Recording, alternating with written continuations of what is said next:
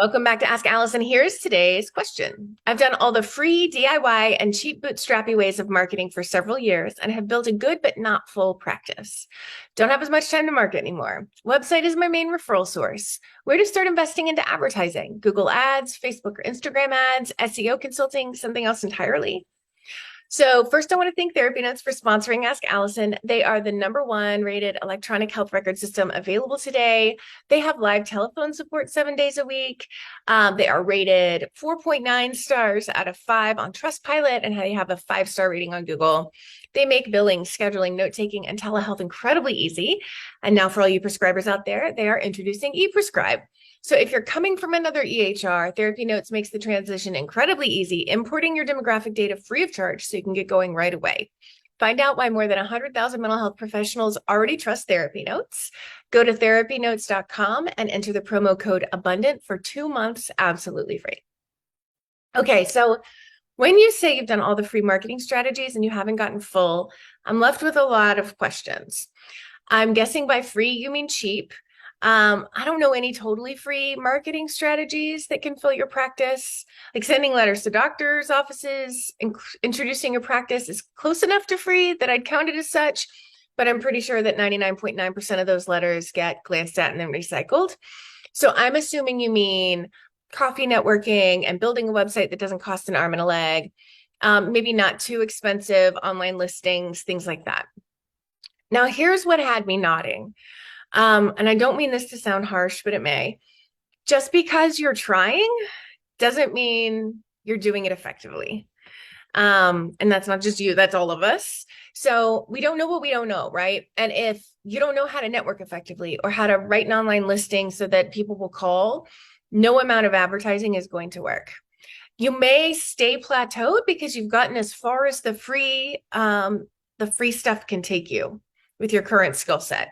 And that is nothing wrong or different about you. That's how it works for all of us. If you haven't been taught how to market effectively, please don't expect yourself to be a master at it. Just like that first day of grad school, if you expected to really knock an advanced therapy role play out of the park, you'd be expecting too much of yourself, right? So if you or anyone watching wants to learn the necessary marketing lessons that we have, plus have some individual consultation and drop in office hours with Party Plus, that opens and closes its doors next week. There's only a week of signing up, and we are not going to open the doors up again until the spring. And I will link to that so that you are alerted when those doors open. I appreciate that you're considering investing in your practice with some more potentially expensive strategies like ads.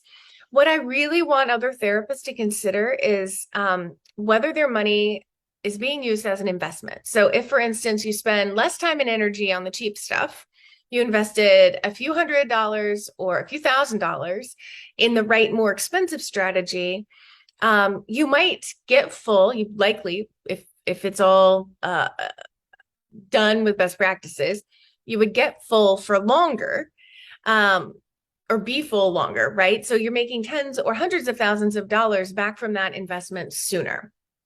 So I'm going to answer your question about paid advertising and SEO. I'm going to share my personal experience with Google Ads. I've hired 3 different companies over the years. I have never gotten a decent return on investment. I consider a decent return on investment making 5 times what I spent. I've never gotten anywhere near there. And today's worksheet is all about ROI because that's something that kind of frustrates me as there's just a lot of money down the drain when you don't consider ROI. Okay, so back to Google Ads. I don't know if it's my niche, which is eating disorders, or the combination of eating disorders in my city, or the fact that I'm competing with treatment centers that have much bigger advertising budgets than I do. I suspect it might be that. Regardless, it's never worked for me, and I've paid thousands of dollars over the years. However, I know a lot of people outside my niche who swear by them, but they're not a cure-all. So if you do decide to dabble in Google Ads, I recommend hiring a professional instead of trying to DIY it. Clearly, I'm not a professional, so I'm not pitching myself here. General Facebook or Instagram ads, like in general about your practice, are not effective. If you have free content like a blog or a vlog that really connects with your ideal client and has a strong call to action, it's worth testing. Like If some of your current clients have mentioned a blog that had them call you, that would be one that I would definitely promote. Make sure the title is clear and alluring. The ad image is eye-catching. Make sure you're showing your ad to the right people and you're targeting. Like if you work with young adults who have failure to launch issues, target their parents, not them. My favorite resource for learning Facebook and Instagram ads is Social Lab Marketing. They have a training that they did in the Abundance Party. I've used shifting to SEO, which is search engine optimization, which is essentially being Googleable. I've used simplified SEO consulting for my private practice SEO. I had an associate in my group practice who's went on maternity leave, and we needed to fill her practice back up when she got back, just because I didn't have the time and energy to market. I'm not going to ask her to market, and that's not her job. Anyway, their SEO worked really well. As an addition to the groundwork we'd already laid in the community. She didn't need many clients because she came back from maternity leave and most returned.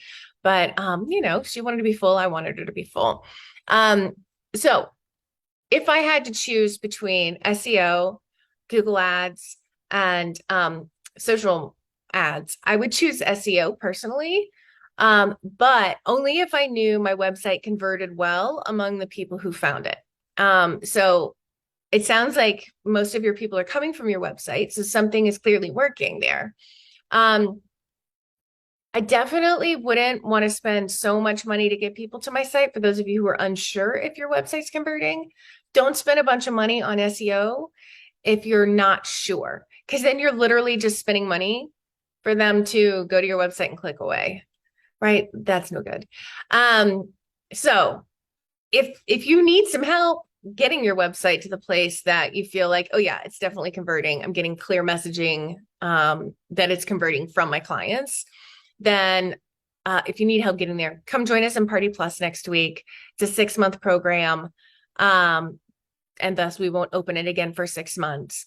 And that's going to get your practice full faster and more efficiently. Yeah, that's what I've got for you today. If you have questions for Ask Allison, please DM me over on Instagram from abundance_practice_building. And I hope you have a really great day.